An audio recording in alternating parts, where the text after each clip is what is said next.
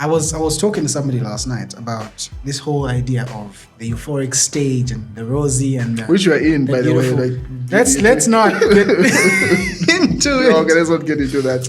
But the analogy I use for that is a fire. Mm-hmm.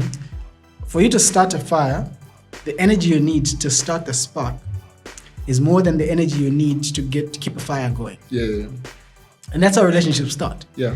They start with a bang, and the point of that is just so that you have enough energy to boost the whole thing, Yes. to get it going. To ride The it. problem that people have is that they expect to have that spark the whole journey. There is no way your fire will have sparks the whole time.